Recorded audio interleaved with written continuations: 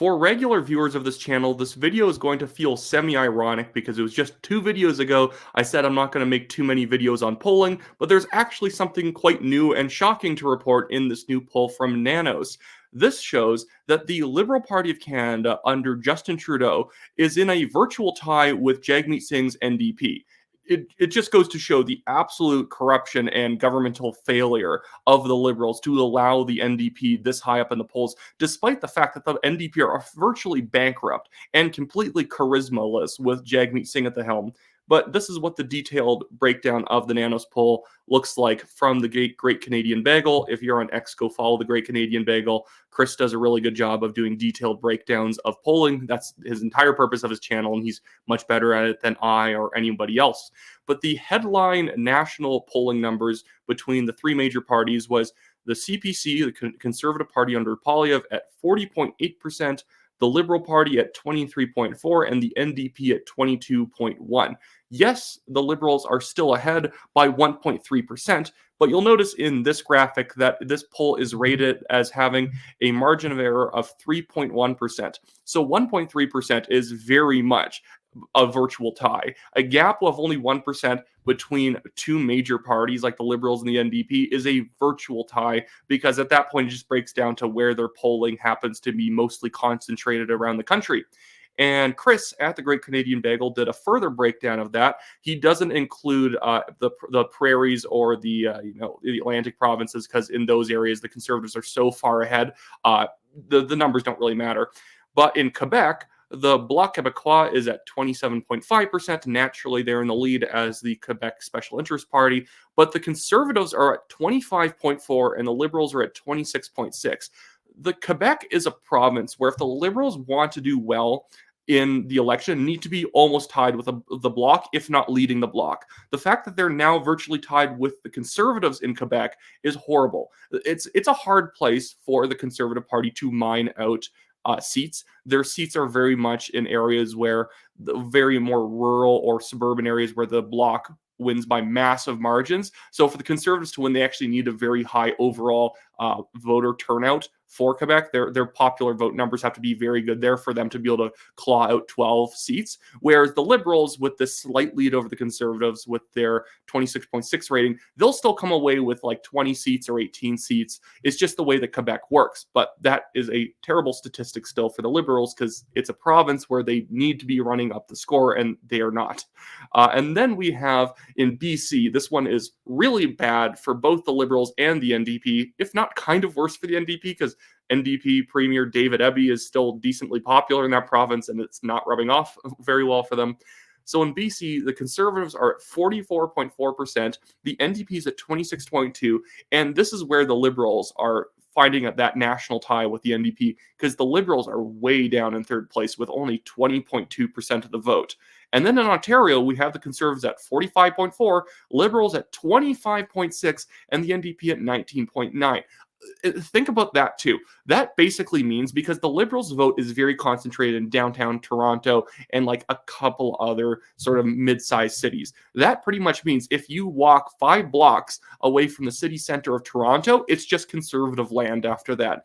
And in my last video, I pointed out that when you actually poll Canadians on what outcome they want in the next election, only 12% of them say, I definitely want Justin Trudeau and the Liberals reelected. And the Liberals in that poll only had 24% of the vote, much like this one, or this one's 23%. So that means that literally only half of people planning on voting Conservative, or voting Liberal, even want the Liberals reelected, like definitely want them reelected. There's like another 10% who are like, yeah, it wouldn't be bad for them to be reelected. That is not a winning coalition. When half your coalition is apathetic, that is bad. And the funny thing that we have about this situation, with the NDP right on the Liberals' heels, effectively tied, is that what has Jagmeet Singh done to earn the support? You could say, well, it's because of pharmacare, it's because of national dental care, it's because of $10 a day childcare that he helped pass or whatever. No, not really. I think Canadians at this point actually aren't that jazzed up about pharmacare and dental care. They know all of this is just going to be a massive bloated government boondoggle that the government's effectively trying to not bribe, it's the reverse of a bribe, effectively extort the pharmaceutical companies as well as dentists for basically cheaper drugs and services for bad governmental sort of reimbursements. That is what always happens with universal systems for anything. Is just that the government comes in as the national insurer of that resource or service, and they basically mandate that doctors, dentists, pharmacists must take under what the market value should be for their products or services, which naturally means that people stop offering those products and services in this country.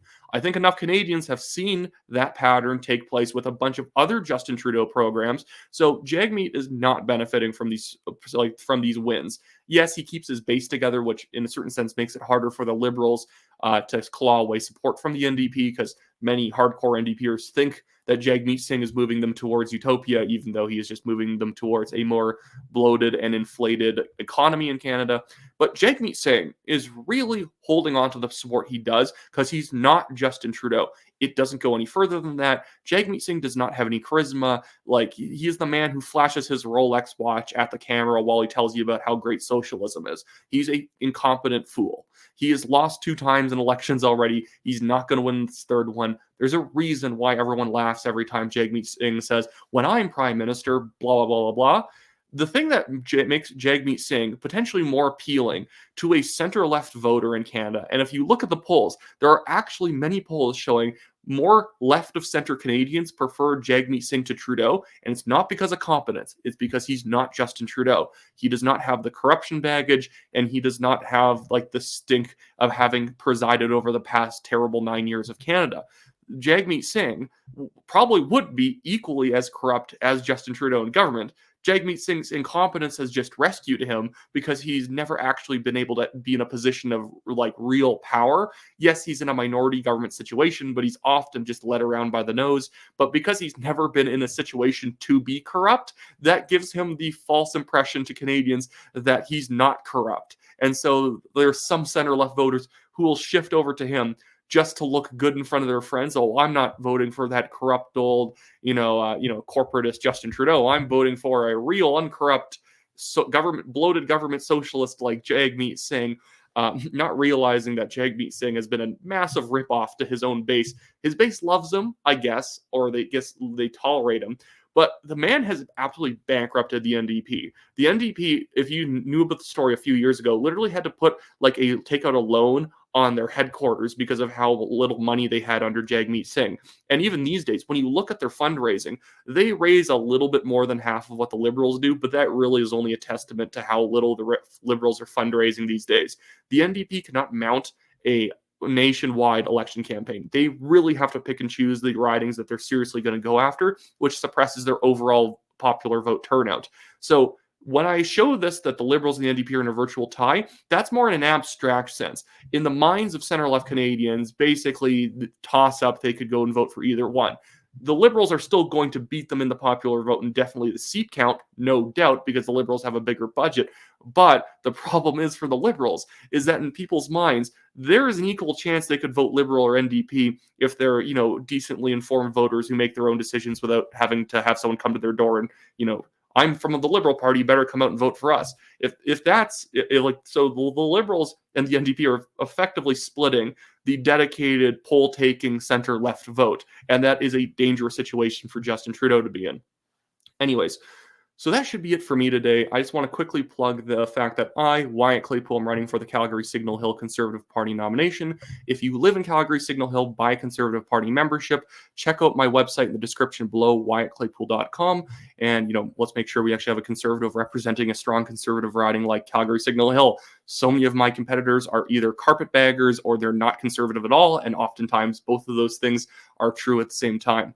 And then anyways, also I have my Give, Send, Go link in the description below. It's my and the National Telegraph's legal fund. We have a billionaire developer suing us for defamation. He cannot prove, he has no evidence we defamed him. Our guest writer's report that mentioned him was completely based off a previous Globe and Mail report that he had all these connections, and it was a very detailed report. He never evidently sued the Globe and Mail because he knew he'd lose that case. So he just thought if he sued a 21-year-old at the time, that we would break relent and give him a fake apology. We don't do that here at the National Telegraph. We fight back against bullies, and so we've been paying more than $25,000 into fighting back. But if you can donate anything to the Give, Send, Go campaign, it really helps reduce the burden of cost on us and allows us to do more stuff with this channel and with the National Telegraph website. When we're strapped for cash, it means that our growth opportunities has been extremely limited. Anyways, that should be it for me today. Have a great one, everyone.